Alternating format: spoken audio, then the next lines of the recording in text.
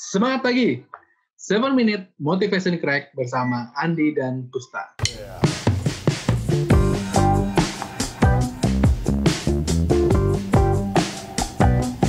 Oke teman-teman, tema kali ini adalah bukan masalah krisisnya, tapi setelah krisis kita mau seperti apa, mau bagaimana, mau kemana. Yes, Bro Andi, terima kasih. Bukan krisisnya, tapi bagaimana kita sesudah krisis ini selesai. Mengapa kalimat ini penting? Karena banyak orang begitu ketemu krisis ini, itu jadi mengeluhkan krisis. Aduh, coba nggak ada krisis ini, pasti strategiku bisa dieksekusi dengan bagus. Coba nggak ada krisis, maka aku nggak akan seperti ini. Jadi mengeluhkan krisis. Ketika pikirannya lebih ke mengeluh, maka dia nggak bisa cari solusi. Krisis itu setidaknya ada 3 fakta yang bisa kita lihat, teman-teman. Pertama, krisis adalah bagian dari kehidupan. Ya, kalau teman-teman lihat di orang-orang yang ibaratnya orang yang sakit di rumah sakit itu kan ada tanda-tandanya, ada naik turun tuh kan, menunjukkan ada kehidupan. Bayangkan kalau cuma lurus flat, artinya apa? Sudah tidak ada kehidupan. Ya, artinya ini bagian normal untuk orang yang hidup, naik turun. Ya, teman-teman juga menghadapi krisis-krisis kecil dalam kehidupan. Misalnya ya, anak kita lahir, kita nggak punya cukup uang untuk handle dia, gitu. Atau mau nikah nggak ada duit. Atau misalnya banyak cicilan, itu juga krisis-krisis kecil dalam kehidupan dan semua orang pasti mengalami. Jadi krisis adalah bagian pasti dalam kehidupan kita. Yang kedua, kita manusia itu sudah teruji untuk melewati berbagai krisis. Buktinya, Bro Andi, saya dan teman-teman semua ya saat ini ada di tempat kita masing-masing. Kita masih selamat, bisa hidup, bisa bernafas dengan baik, meskipun deg-degan ya. Tapi kita bisa lewatin itu. Kita sudah teruji. Yang ketiga, apapun krisisnya, sejarah membuktikan semua itu pasti lewat. Krisis karena flu Spanyol, semua manusia di bumi hadapi tapi lewat ya. Krisis karena SARS, karena flu burung semua lewat. Krisis ekonomi kita bisa lewat. Dan krisis COVID ini pun pasti akan lewat.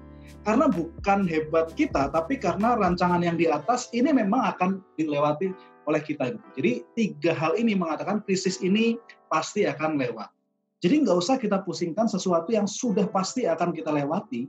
Meskipun dengan kondisi babak belur, dengan kondisi seperti apa, tapi kita akan lewat. Yang kita pikirkan adalah nanti bagaimana sesudah krisis ini selesai. Apakah posisi kita sama seperti sekarang, sebelum krisis, atau posisi kita jadi kacau, lebih parah dibanding sebelum krisis, atau kita posisinya di depan, jadi lebih baik. Jadi krisis ini justru membuat kita lebih baik, lebih dahsyat, lebih hebat, lebih lengkap, lebih bisa bantu customer, dan seterusnya. Jadi bukan masalah krisisnya, tapi sesudah krisis ini kita mau seperti apa. Kita perlu pikirkan sampai ke sana. Gitu Bro Andi. Oke, berarti memang after itu kita akan seperti apa? Yes. Nah, yang jadi pertanyaannya ini sebenarnya seberapa penting sih kita memikirkan hal tersebut? Asal kita bekerja sebaik mungkin, kita akan survive di sini. Jadi ini pasti akan lewat, tinggal kita pikirkan nanti ya sesudah ini. Ibaratnya balapan, teman-teman, ibaratnya balapan tuh ada trek lurus, balap motor GP misalnya ada trek lurus, ada tikungan. Kemudian ada trek lurus lagi, ada tikungan dan seterusnya. Jadi setiap balapan pasti ada tikungan. Balapan ini menggambarkan perjuangan kita dalam kehidupan, tikungan menggambarkan krisis-krisis. Ketika di tikungan, posisi kita bisa jadi saat ini, misalkan urutan 2, sesudah tikungan, apakah kita disalip oleh yang lain, jadi urutan 3, 4, atau 5, atau kita tetap urutan 2, atau kita memanfaatkan tikungan ini untuk ngebut, nyalip kompetitor kita jadi urutan pertama. Jadi seberapa penting ya, banyak orang down ketika krisis, peluang untuk kita bisa upgrade diri kita, lakukan banyak hal supaya bisa jangan hanya sama seperti sebelumnya, tapi sebisa mungkin kita bisa nyalip yang lain, punya advantage dibanding sebelumnya ya. Ibaratnya misalkan gini, teman-teman mahasiswa nih misalkan sebelum COVID ini ya dikenal sebagai mahasiswa biasa-biasa. Ketika COVID Anda lakukan banyak hal, begitu ketemu face to face nanti ternyata Anda sudah jago banyak hal. Wih, yang tadinya mungkin urutan dalam nilai urutan 15, sekarang bisa urutan 1, 2, 3. Wah, lebih keren. Yang tadinya nggak kenal siapa-siapa, ternyata jaringannya bisa lebih banyak justru sesudah COVID ini. Jadi penting sekali supaya sesudah COVID selesai, kita bisa naik level dibanding sebelumnya. Oke, jadi memang penting sekali ya kita untuk memikirkan apa yang nanti kita jadi seperti apa. Nah, betul.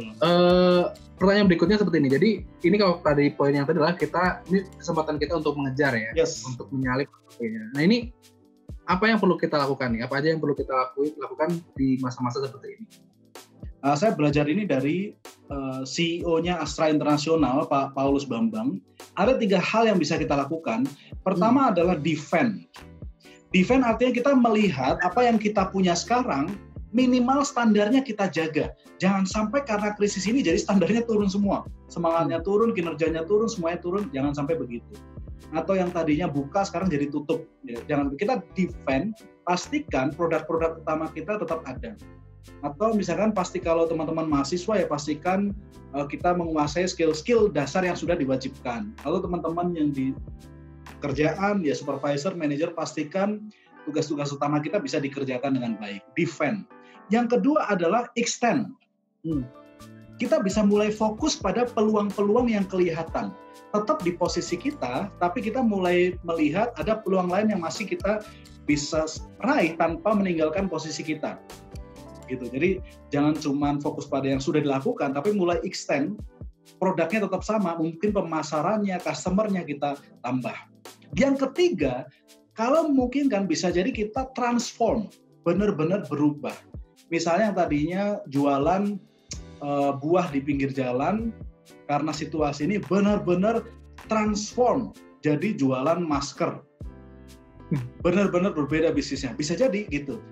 Jadi defend, extend, dan transform. Ini yang bisa kita lakukan, fokus pada ini sehingga kita bisa mulai bergerak, meraih peluangnya, mengejar ketertinggalan kita, sehingga sesudah COVID selesai ya, minimal kita bisa di posisi yang sama, tidak jatuh, tidak hancur, minimal posisi yang sama dan kita bisa naik level dalam beberapa bidang diri kita. Oke teman-teman, jadi summary-nya, krisis itu pasti akan selesai. Nah, yang perlu kita lakukan adalah kita harus mempersiapkan diri kita supaya kita nggak tertinggal. Syukur-syukur kita masih bisa bertahan, atau lebih baik lagi kalau kita bisa mengejar ketertinggalan kita di masa pandemi ini. Itu tadi dengan cara yang pertama defend, udah extend, dan ketiga transfer. Ya, oke. Semoga kita bisa berhasil. Sukses untuk kita semua. Salam sukses luar biasa.